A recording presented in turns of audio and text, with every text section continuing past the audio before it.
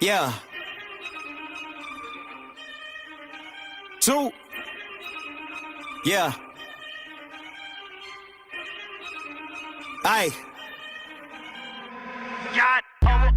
I'm jacking the beat, you calling the cops. The yapping is cheap, I call you the ops. The rapping is heating, it's all cause of pop. You get a leak for the ball, get a drop. Feel like I'm wrong when I double it back, cause I'm making it harder to catch that. But I covered the ticket, I call you to visit. You tipping and hit up the cash app. Baby girl, been round for it, yeah. In the old days, I was stuck in old ways. Never really trying to flip the old page. Young man tripping at an old age. Thinking I was flicking, had a low wage. Led the bro days, then a slow praise. Thinking it'd be different, it would gon' change. Then it really didn't, it's a cold game, yeah. Ay, all I really wanted was the money in the pocket. Got over money, but the money ain't a topic. Like Bill Doe and the money gotta stop it. Kid need food and the whip need juice. I'ma get these views when the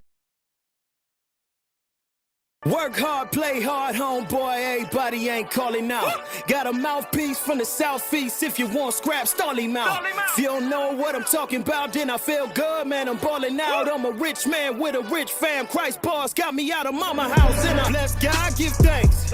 Bless God, give thanks. Bless God, give thanks. Bless God, give thanks. Big God, big grace. Big God, big grace. Big God, big grace. Big God, big grace.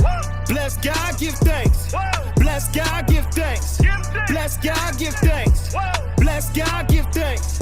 Big God, big grace. What's good, baby? It's your partner looking old so fresh, clothes clean. You see that thing, guys, and take the picture for your mom and them guys. I want to welcome you guys to a special edition of the Countermove podcast on Wednesday. We normally air on Thursday. We're still going to air on Thursday, but this was a special one that I wanted to chime in, guys. So again, this is not a debate type of podcast. This is when we kind of lean in and look at a situation, lean in and reason together and prescribe the right solution, guys. So, guys, thank you so much for blessing me with your time. And if you're looking for a debate, hit that X button and skedaddle out here, guys. But, guys, let's dive into this thing real quickly, guys. Man, okay. This one kind of landed in my lap really last night. I was actually lifting weights with my wife, and I went upstairs and was we sitting there, kind of talking about what's going on within society, family business of that nature, and building, scaling our businesses. And I'm actually working out and watching on just YouTube, and I discovered something that was kind of concerning to me. And this was Jason Whitlock. Jason Whitlock actually began having some strong comments concerning Coach Prime Deion Sanders, the head coach at University of Colorado football team. And I just said, man, he was really going in on Coach Prime, like really going in. And so I kind of listened to a couple of videos, which you'll see these two videos, and these are Jason Whitlock's videos. These are not mine at all. I want you to hear it from it directly from his mouth, and we can kind of sit down and reason together. But what tripped me out it was a little concerning what he was saying and how he was saying it. Now, I understand a couple of his points, and this is not a show to bash Jason Whitlock at all. All right, this is to look at it and see what he is commenting about because he does have a big voice within society. He does, and a good show. I actually watch a lot of his content and kind of enjoy some of his content as well when it's littered with wisdom. Okay, here I'm not. I'm kind of struggling to see the wisdom here. And so I thought it'd be wise for us to kind of lean in and reason together, guys, and see exactly what's going on. Now, to kind of give you a situation, what's really going on is um, Warren Sapp. Well, before I go there, now as you hear what he's saying, you make the conclusion: is his comments toward Coach Prime disrespectful or warranted? Okay, you get to choose. Okay, I'll give you my thoughts afterwards, but you get to choose as well. And let's kind of chime in and reason together. Okay, and again, hold me accountable too. If I'm off base, please hold me accountable respectfully. All right, guys. So let's dive into this. All right. So there's a video that came out. This was after University of Colorado actually won their first game at TCU, and that was a big game. To be honest with you, I was surprised they won because they played so well in Fort Worth at TCU. That's a big win for the University of Colorado Buffaloes. Probably the biggest win in a long time there. And so Warren Sapp had actually been on the sidelines um, as they were preparing for the TCU game. I believe he was there at the game as well and flew back with Coach Prime after they won the game. And so Warren Sapp actually went on to Jason Whitlock's show and they began talking. It's Warren Sapp, another gentleman, I forget his name, and Brett Favre. But I want you guys to really focus solely on the exchange between Warren Sapp as well as Jason Whitlock. And I want you to kind of see what's going on. So let's dive into this real fast, guys, and see what's going on here. Here we go. Let's dive into this real quickly. Having a very fascinating discussion about Deion Sanders. And Warren was this close to getting me to believe that Deion's going to be super duper successful at Colorado. I'm still not all the way bought in, but and it started because Brett Favre was like, "Oh, Warren would make a great coach," and I'm like, "Warren Sapp would make a great coach? Get out of here!" And Warren's been down with Deion at Colorado. You've seen it all firsthand. They pouring concrete. Just know this. Y'all, and Seth, I'm gonna lump you in, even though I don't know your thoughts. Y'all all. So Warren Sapp is coming from firsthand, boots on the ground, from that perspective. Not theory, not when someone told him. No third or fourth generation hearsay. Right. This is boots on the ground there at the University of Colorado on the sideline with TCU when they actually played, I believe, and then flew back to Boulder with Coach Prime after the game. So this is boots on the ground, all right? First-hand knowledge. All probably think the Deion thing's going to work. Warren, you start us off. I'm fully in because the man is so consistent and patient with them young men, and then he surrounded himself with good coaches around him. It's not just him.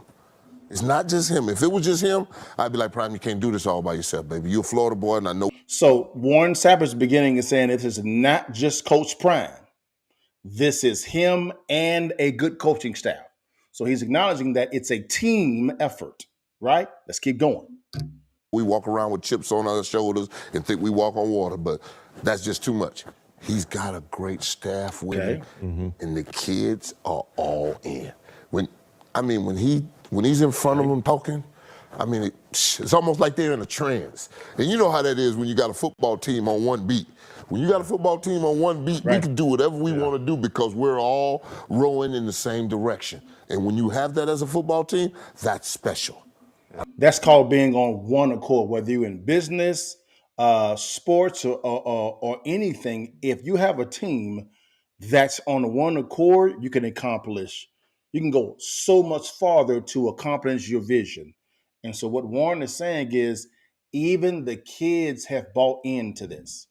The players have bought in. So you have Coach Prime communicating the vision, putting together a staff that agrees with the vision, is willing to push the vision forward as well also. So, and then you have the kids hearing the vision from Coach Prime and the coaches and everyone from the head on down to the players on one accord. That's huge. That's really leadership. Let's go. I'm just telling you, he's a special individual leading a special group of men out there right now. And he brought, and it's him. He brought them all. This is his. So I'm just telling what I saw with my own eyes. And if I didn't see it with my own eyes, I wouldn't have came home, got on a plane, went back to Dallas with him to TCU. Okay, it was there. I just great players, I don't think, make great coaches. Not always. Not always. Usually never. I don't think ever. Usually never. There's always an exception to the rule. It is. We'll name them. Deion Sanders will be that. We won game. No. He won at Jackson State, didn't he? So stop right there. He says, Jason Whitlock says he's won one game, so we're just going to deny all the success that he had at JSU? I mean, literally, I believe he only lost, 2 games, maybe 3 games at the JSU in his 3-year tenure? We're just going to decrease all that success. That don't mean nothing. That don't make sense to me at all. I mean, just because you at an HBCU, you still coaching Division I college football. Let's keep it a band, okay? Let's honor the man and honor his success that he actually had at JSU, Jackson State University. Let me ask you a question before you go to Brett and then you end up with me about Deion. What is it about Deion besides him being a great player that makes you doubt that he can? Arrogance. So initially, he's letting you know how he's judging Deion, and he's saying it's an arrogance. Let's let him unpack what he means by arrogance. Here we go. Okay. Arrogance. A little male jealousy right there. No. Oh, wait a minute. Now Warren is saying a little male jealousy. So now you have two different perspectives. You have Jason Whitlock saying he believes Deion Sanders is, arrogant. And then what's happening is, because that was a good question that the brother actually asked, then he actually said, okay, Warren Sapp said little male jealousy. So now let's see how this unfolds now. So now we see what's going on. Let's see what's going on between Warren Sapp and Jason Whitlock. Here we go. No. Listen, I know what he did. You gotta have that supreme confidence that you can go out there and shut out 1/3 of the. So Warren is saying it's not arrogance, it's confidence. Interesting. Let's see how this unfolds. The earth. I disagree. What do you mean? Warren, I've watched all you guys play, and I have tremendous respect. Didn't you finish runner-up for Defensive Player of the Year? And I mean, you guys are all special level players. I watched all of you play. You're incredibly gifted, and I think a lot of times incredibly gifted people have flaws that their gifts make up for, but they think their flaws are part of their strength. And Deion was not the greatest corner to ever play the game, in my opinion. That's fine. Because of his arrogance. So what I'm hearing Jason Whitlock actually say is because athletes from a physical level could be so great from a physical level, and really talking about Deion Sanders here, he believes that the confidence that Warren is saying is a flaw because he interprets that as arrogance. So we're going to put that to the test in a second, because arrogance doesn't lead anyone at all. People run away from arrogance. They are attracted to confidence. Let's keep going. Here we go. God bless. Just because of his arrogance. No. I'm saying I don't think that's what made him great. God gave him some incredible gifts in the womb, and he maximized that and worked hard and did all that. But it's not the arrogance. The arrogance to me is a shield or a beard for some insecurity, and just to be quite honest, when I see people that over the top, when I see people, he's my age, we're 56, we're the same class. I see people still wearing gold chains at 56, that's some insecurity. And Stop right there. So now Jason Whitlock is smuggling in a projection of insecurity, right? Again, no intimate conversation with Deion to this day, as far as in the present day context. He's just saying that Deion is trying to mask some insecurities, and then he points toward Deion's desire to wear a gold chain as a reflection of the insecurities. What the hell? With no evidence. This is all projection. None. Let's keep going. I bought some gold chains.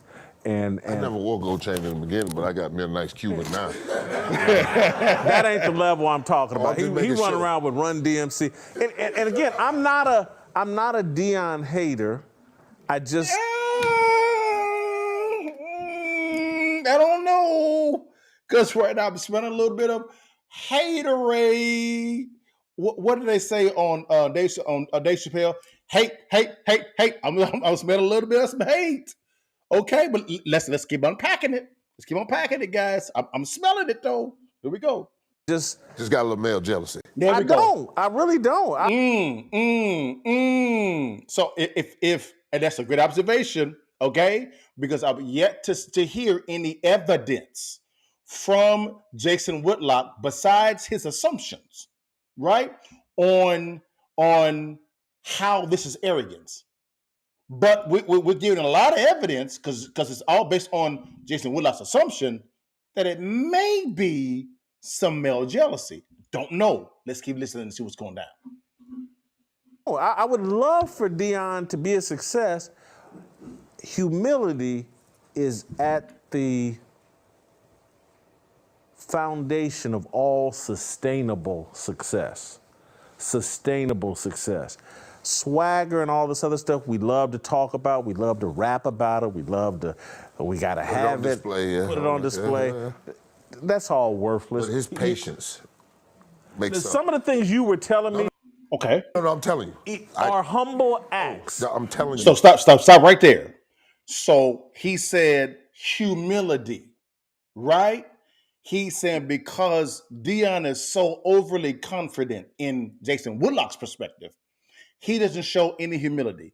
Then, boots on the ground person, Warren Sapp comes in and says, but he's so patient. And then Jason Whitlock then makes a observation and says, that's a humble act. Wouldn't that make him, isn't that a fruit of humility? Being patient? Let's keep it a band. Let's keep it 1,000%. Let's keep going though. The patience, the work ethic you talking about when he's driving 90 minutes to go coach high school football. That's humility. Yes. That's humility. So why is that not showing, if it's humility based on what you're saying, Jason Whitlock, why do you keep pointing toward his confidence and really that's really negating these humble acts that you're seeing? What seems to be going on here? It doesn't make any sense. So you have Warren giving you evidence. All you giving us is your assumptions. I don't understand. Let's keep going, though. Let's keep going. But I see too much arrogance to think that it's sustainable. Here we go. I'm open to being proven. It's not sustainable, but he's been doing this since coaching kids in high school in Dallas, Texas. It's not sustainable, but he's been doing it for a multitude of years. Arrogance is not sustainable. Someone faking being humble, you're gonna get exposed real quickly. This ain't making no sense to me. But let's keep going, guys. Let's keep going. You know. See, I like that. You open for it. At least he open. Without question. Cool. When I watched Deion and when I watched what happened. Okay. So I got into a little dispute on social media because somebody fired. They were talking about, he was over the top. Okay. And I said, and I'm part of the media now. But I think one of the greatest injustices and one of the greatest problems with the media is that when someone writes something or someone says something and they get proven wrong, they don't have to eat crow. They don't have to go back and recant. They don't have to go back and say they got it wrong. All right. See, my brand is that, I don't bite my tongue. Okay. I tell it like it is. Come on. And it might not work on a national level sometimes, but that's in Philly, that flies because that's what they want. But when I get it wrong, like I said, Brandon Graham will never be a double-digit sack guy. Okay. Because I've been around football long enough to know I can look at a guy and tell you, guess what, he got 11 sacks last year. You know, the minute he got 11 sacks, I went on air in postgame and said, hey, I got it wrong. Congratulations to Brandon Graham. I sent him a text. Okay. And I think that's the way it should be. I agree. But you can't talk about Deion and you can't talk about his kids and what they can and what they can't do in the national media and think he ain't gonna come at you. Preach. You know who you dealing with. Come on. He's been arrogant, and I won't say arrogant. Okay. I'm gonna call Deion one of the most confident football players that I ever seen in my entire life. He's overly confident. If everybody else walked in that kind of confidence, they'd be amazed at what they can accomplish. Let that marinate right there. Let that marinate right there. If people walked with the type of confidence that Deion Sanders has, Again, this is not golden calf or nothing like that at all. We're talking about just the confidence factor, understanding who you are. You know what I'm talking about? And a clear vision. You'd be amazed at what you can accomplish. Let's keep going. Here we go. Okay, so you can't come at him and think that he's not going to come back at you. You know, you just can't. Ed Werder didn't come at him. That wasn't Ed. It wasn't Ed. He was talking to Ed No, that Werder. wasn't Ed. It was the other guy. It was the Shanique guy. I missed this. What are It y'all was the talking Shanique about? guy. The guy wrote an article saying No, all this buzz Sapp. in college football right now. Sapp, you in my lane. I'll show you the. What lane? What lane? What that got to do with the truth? But would that be a little bit arrogant there, Jason Whitlock? You in my lane? Isn't that arrogant? Is that not being humble? Humility? Huh? Let's keep going though. Hey, hold each other accountable. Let's go. The guy. No, It wasn't Ed Werder. It wasn't Ed. Sapp. It wasn't Ed. Why would he be asking Ed Werder if he believed? What did Ed Werder write? Sapp. You know me and Ed Werder are peers. Brother. This would be like me arguing with you about Joe you're Green. not. When I'm sitting here, I know the guy that he was. I know Ed Werder. It wasn't Ed Werder. It was Ed What Werder. did Ed Werder write? He didn't write anything. When you say I read that bull junk, because you can hear the guy's voice in the exchange. He was talking to Ed Werder. It's an Indian reporter named Shadiq something, and he wrote all this noise about Colorado. We're just basically going to be talking about a 2-10 team or worse. Ed Werder, I'm friends with Sapp. Here we go. I'm friends with. You wasn't there. I talked to Ed Werder. Ed Werder cannot I heard say that. Ed Werder's voice say, believe in what? That was Ed who said believe in what? I know Ed Werder's voice. no. We're peers. No. Again, this is like me arguing with you about Derek Brooks. Hey, you wasn't there. I got the video from the boys that's in there. I know exactly who he's talking to. I can show you the reporter with his tweet because I even tweeted him. Come on, stop it. After a while, I just let him sag me. I do. That's what I'm. Stop right there, guys. Okay. All right. Well, in that exchange, guys, they're talking about there was an exchange with Deion after TCU won. Everybody's seen him, not gonna play it, but he was talking about how he said, "Hey, do you believe now? Do you believe now?" Well, Warren is saying that was not Ed Werder. Jason Whitlock is saying there was Ed Werder. Warren, again with the receipts, is saying, "Hey, you were not there. I have it on video. The guys that were actually in the room, I actually have it. It's not him. He even mentioned his name." What Jason Whitlock says is he says, "I know Ed. I've talked to Ed Werder. Did not say Ed Werder told him that. He just said, I talked to Ed Werder." What that mean? What that mean? That Ed Werder said that it was him. I heard Ed Werder's voice. Did Ed Werder tell you that? Or are you making this assumption, Jason Whitlock, that it was Ed Werder based on your own assumption? You got evidence with Warren. Warren said, "I even know the guy's name. I even got the video. Like, what are you talking about? It was not Ed Werder." So it is what it is. Not a problem with it at all, period. All I'm saying is my whole thing with Jason Whitlock with that exchange is this here. He actually began saying, "You're in my lane, Warren."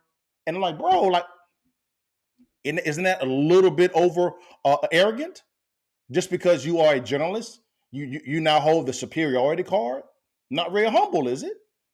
Let's keep it a band, y'all. 1,000%. Now, in your opinion, guys, the criticism that Jason Whitlock actually had for Deion Sanders in that exchange, was it disrespectful or was it warranted? You make the decision, right? I have a lot of issues with what he was saying because a lot of that, what was going on, in my opinion, was that, this is my reaction to that video, is that it was based on he smuggled in his assumptions. And he basically Heismaned or really discounted boots on the ground, eyewitness context. And he leaned more on his assumptions. Not at all, period. That I can't rock with that at all. And so for me, I think that there was an okay exchange. Was it disrespectful? I wasn't disrespectful at all. No. Was it warranted? No. But at the exact same time, I like the exchange. But the good thing about Jason Whitlock, he said that he's open. Now this was after week 1 of Colorado versus TCU. Okay, now let's go to after after Colorado beat Colorado State in overtime this past Saturday. Let's go to that clip, y'all. And this is Jason Whitlock by himself talking about Coach Prime. By himself, guys. All right? By himself. Now, here we go. This is Whitlock's show. This is his show. All right? We're going to let him talk. Okay? And then we're going to have a discussion of if it was disrespectful or is it warranted. Let's see what's popping. Here we go. With this fire starter. This morning, as I watched Deion Sanders' second interview with 60 Minutes, it occurred to me that Coach Prime has more in common with Roy Johnson than Herman Boone. Johnson, a high school football coach, inspired the HBO documentary BS High. Boone, a high school football coach, inspired the movie Remember the Titans. Okay.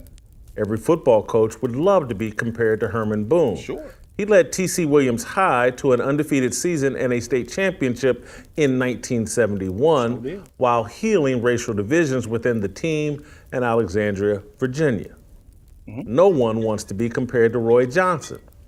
He used an affiliation with a church to create a fake prep school, Bishop Sycamore, that lost virtually every game it played while utilizing college-age players. Johnson claimed he was called by God to build BS High. Deion Sanders, Now, hold on, he going? for the second time in a calendar year, told 60 Minutes that he was called by God to rebuild a second college football program.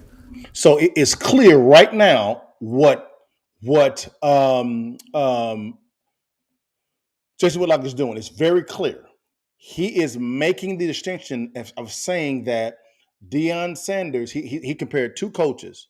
Okay, you saw the coaches right there, but he's comparing him to the coach that scammed people. That is the foundation he's building this on now. Okay, this is after they beat Colorado State this past Saturday. It's after. Let's keep going to see what's going down on this. Here we go. Take a look. So, of the many things that Deion Sanders has done and said that make me uncomfortable with his short tenure at Colorado, it is his insistence on Listen how he actually just skirts under the rug Coach Prime's success at Jackson State University. It don't exist in his mind. It don't exist. Listen to this. Let's keep going.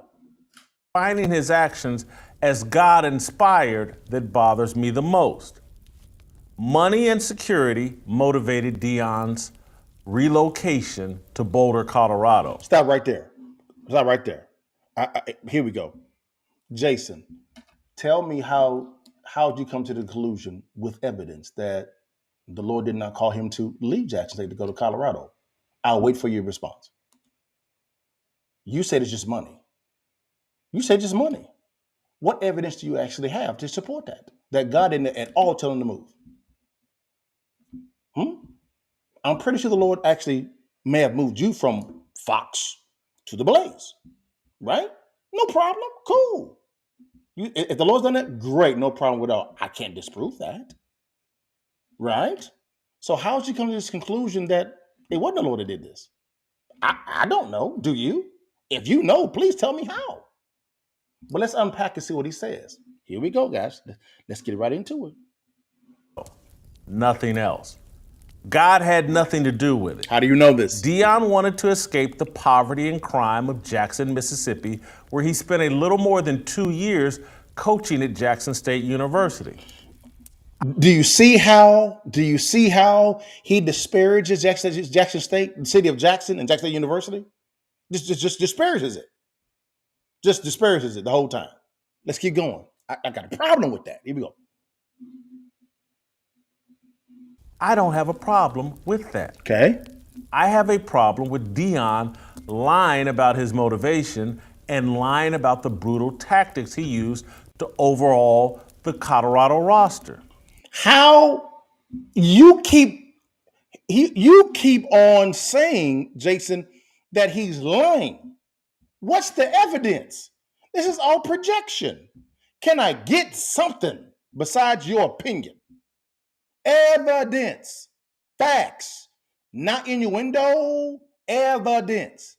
We're still waiting on the evidence. Let's keep listening. Hopefully he can provide it this time. Again, let's take a listen to Deion Sanders on 60 Minutes last night. Yes. No one is spewing and hearing more lies this football season than Deion Sanders. This is, man. He's college football's golden calf, an idol to be worshipped by sports broadcasters, social media influencers, and sports fans ruled by racial idolatry. He's won three major college football games, and people are hailing him as the modern-day Bear Bryant. I heard that. It's a joke.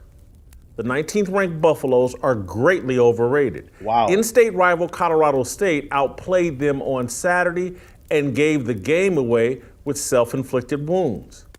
The transfer portal, NIL, and the total abandonment of ethics has fueled Colorado's so-called miraculous turnaround. Ethics?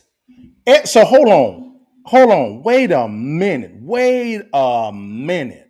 So because Coach Prime is utilizing the transfer portal and the NIL system, name, image, and likeness, you saying that he's abandoning ethics? So you have the same claim when it comes to Nick Saban? How about the coach at Penn State? Florida? Any other Power Fives? Nobody else but Deion, huh? This is what this is? So only Deion, because he's using the transfer portal. He and Colorado, they're abandoning all ethics. But everybody else, they do it, it's all cool. Man, come on, bruh. Trash. No, I can't. No, sir. Let's keep going, though. Still waiting on that evidence. Come on.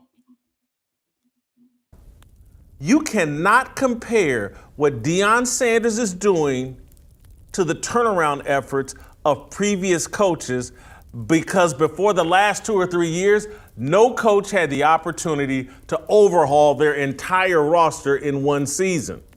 That is irrelevant. Everybody for the last 2 or 3 years, I'm going to use your metrics, every coach has been doing it. But now that Deion is doing it, now it's a problem. Man, get out of here, man. Come on, let's get wait on evidence still. Still waiting on the evidence. Still waiting on it. Great coaches were tasked with the job of coaching the kids they inherited better than their predecessor. Let me walk you through that. Take Bill. If that is the case, big dog, Deion is smoking his previous predecessors at University of Colorado. He's smoking them. 3-0.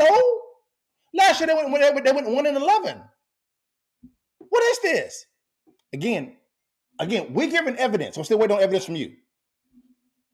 Bill Snyder coming to Kansas State University in the early 1990s, I believe, or late 80s, late 80s, I believe.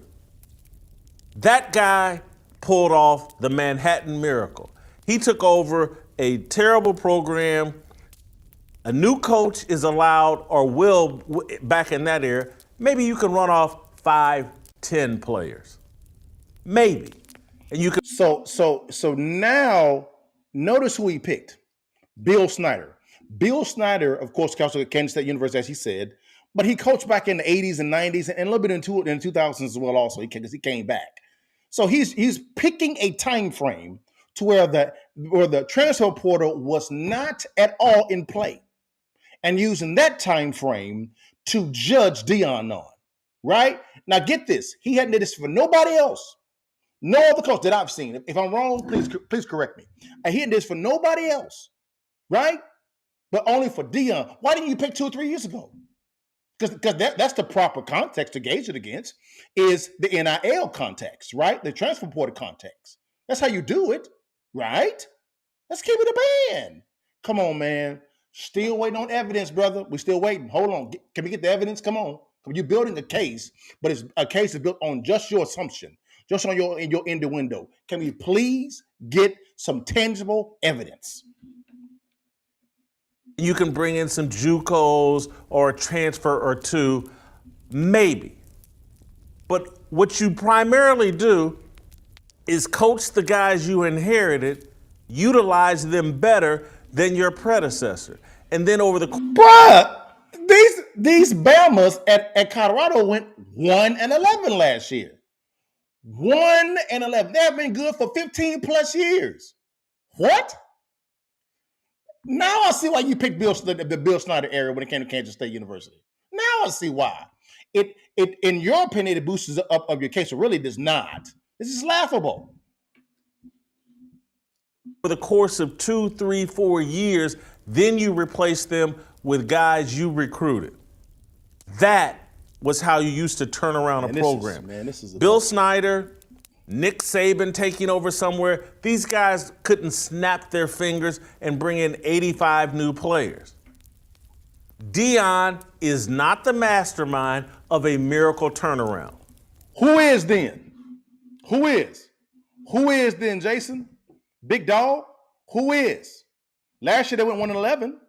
The year for that, they were terrible then. 15 plus years that they were terrible.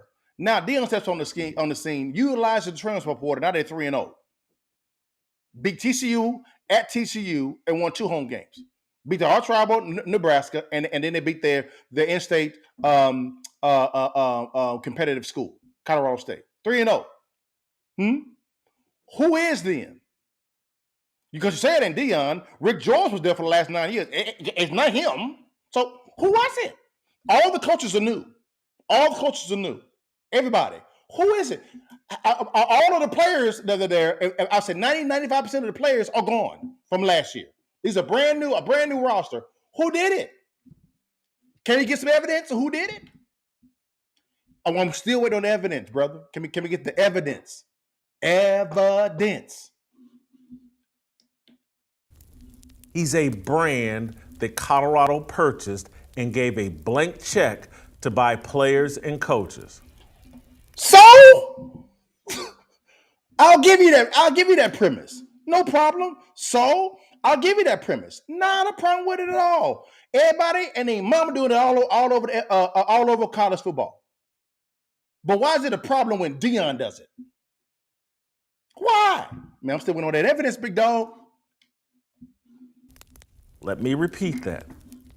Deion Sanders is not the mastermind of some incredible turnaround. Wow.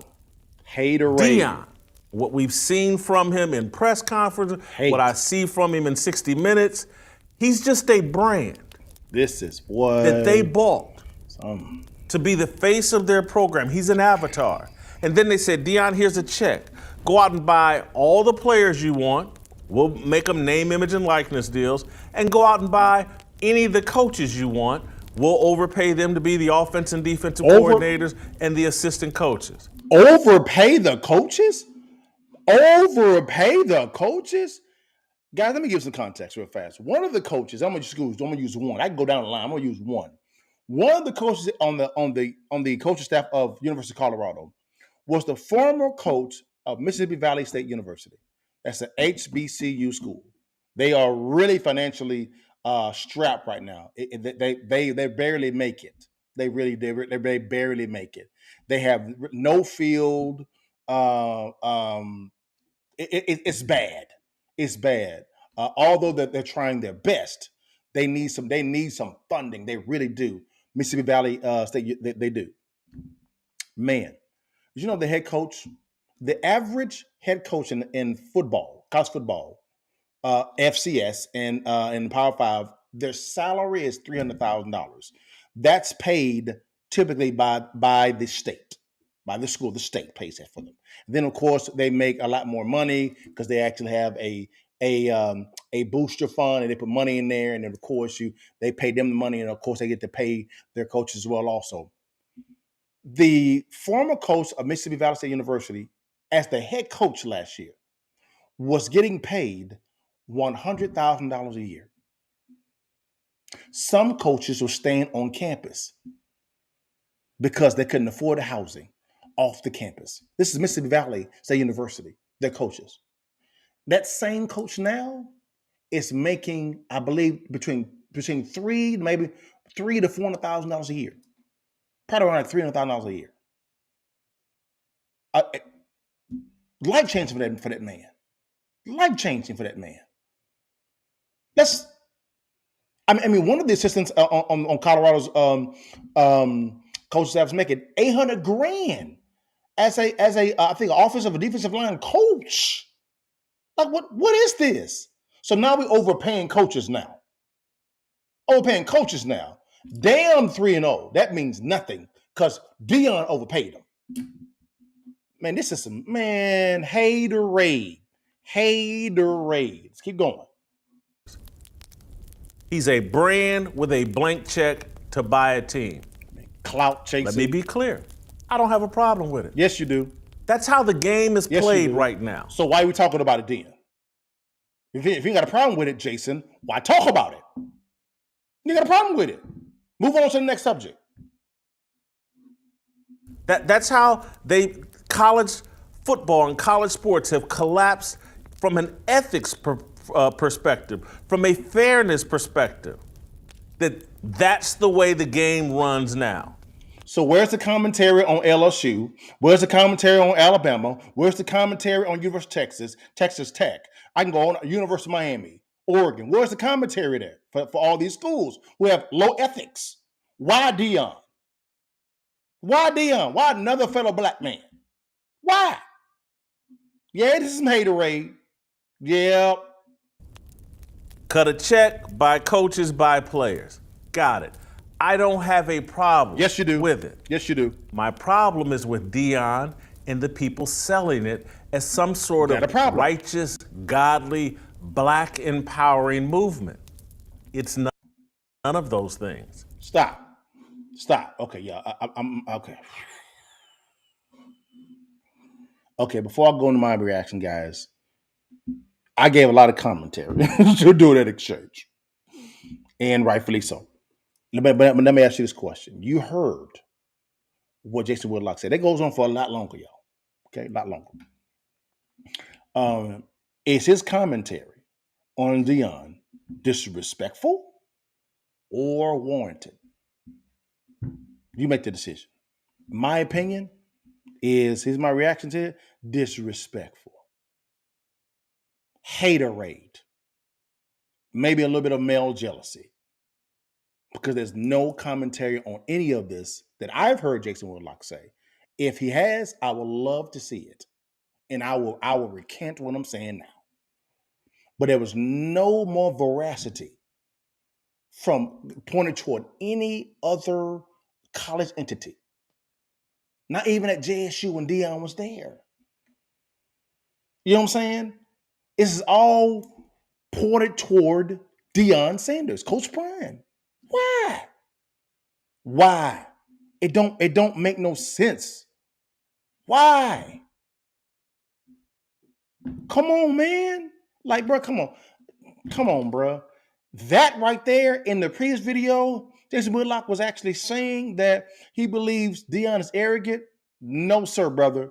You the one that sounds arrogant. Because of the fact that in the previous video, he does say, guys, that Warren Sapp says you need to go see him. So all of this is being, all this diatribe from Jason Whitlock is coming without any recent sit-down conversation with Deion Sanders. Now, in that previous video, he does say that he actually had a similar perspective on Michael Irvin, but when he sat down with Michael Irvin later on in his life, right, he said, he changed. His whole mentality changed. So here's the question, bro, Why haven't you sat down with Deion Sanders before you made this big old hubbub about Deion? Why do you sit down and talk with the man? I don't understand. It don't make no sense. Yep, I would say, guys, they're in my opinion, right, based on the evidence of what Jason Whitlock is saying, right? Listen to the entire context, and also having someone push back on him as well, right?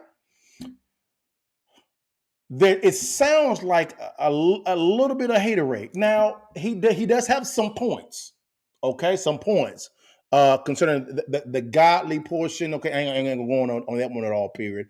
As far as when it comes to music, okay, I can rock with that a little bit. I can rock with that, no problem. I'm rocking with you, no problem. We on one there, but man, the lion's share of your diatribe was on character assassinating Deion Sanders. Like, my man professes to be a believer in Christ Jesus, as am I. Like, where that in the scriptures? The text says, edify one another.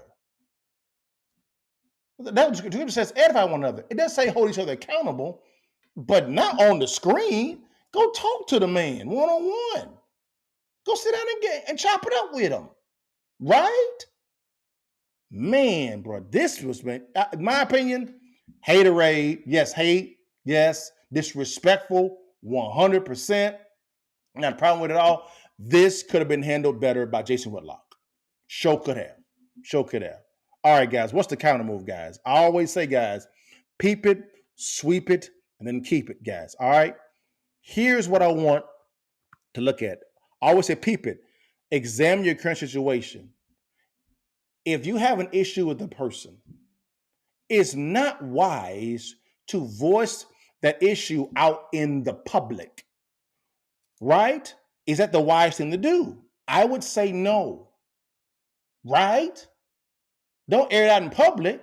Don't do that at all, period. Go talk to that person, right? So examine your current situation so that you make the wisest decision to get to the proper solution.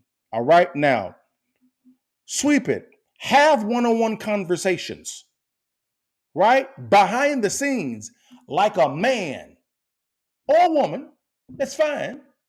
Because there may be some women on here that's listening, and I thank y'all for listening, that may want to apply this as well. Have those one-on-one conversations off camera. You know what I'm saying? That's what you do. That's why the text talks about, if you have an issue with your brother, go to your brother and iron out the issue. It is in public. It said you go to your brother behind closed doors. That's what the scripture says in the Bible. It's simple here. Okay? And then keep it. Think generationally, guys. You have kids watching you. You have kids that are, I'm 44, Jason Whitlock is 56, Coach Prime 56. So they're a generation ahead of me, right? So my generation, the generation after me, my kids, they're watching what you're doing. So plan and think generationally. You just got folks watching, man. Let's be wise here. Let's walk in wisdom here. If you have an issue, go to your brother one-on-one and iron it out.